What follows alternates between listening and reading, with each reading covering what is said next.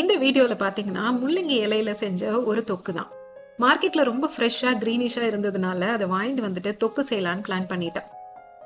First இந்த இலையெல்லாம் clean பண்றதுக்கு ரன்னிங் வாட்டர்ல நல்லா வாஷ் பண்ணி எடுத்ததுக்கு அப்புறமா, ஒரு பாத்திரத்துல தண்ணி வச்சு, அதுல உப்பு, மஞ்சத்தூள் இதெல்லாம் சேர்த்துட்டு, இந்த இலையெல்லாம் கட் பண்ணி அதுல போட்டு ஒரு 5 to 10 மினிட்ஸ் ஊற விட்டுருங்க.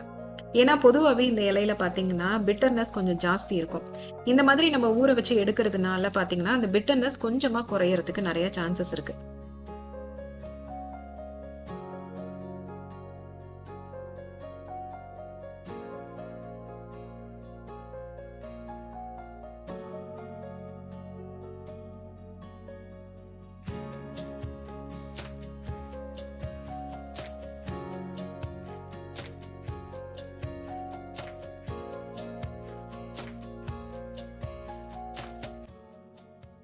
கிளீன் பண்ணி வச்சிருந்த லீவ்ஸ இந்த மாதிரி சின்ன சின்னதா கட் பண்ணி எடுத்துக்கணும்.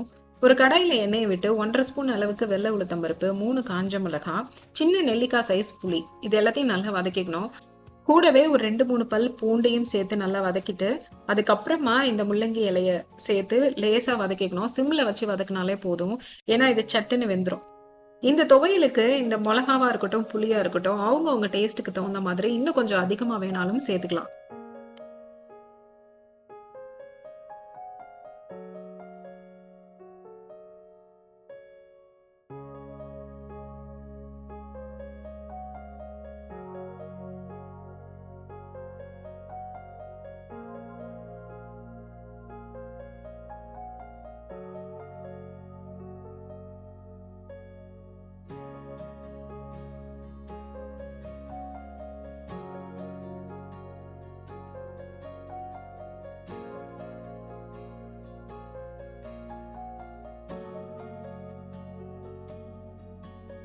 கீரை நல்லா வதங்குனதுக்கு அப்புறமா நல்லா ஆற விட்டுட்டு மிக்ஸி ஜார்ல தேவையான அளவு உப்பு சேர்த்து நல்ல பேஸ்டா எடுத்து அரைச்சு வச்சுக்கணும்.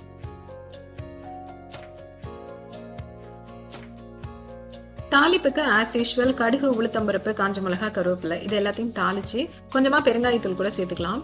சேர்த்து இதோட தாளிச்சு மிக்ஸ் பண்ணிட்டு தயிர் சாதம், தோசை இதோட வச்சு சாப்பிட்டோம்னா ரொம்ப டேஸ்டா இருக்கும்.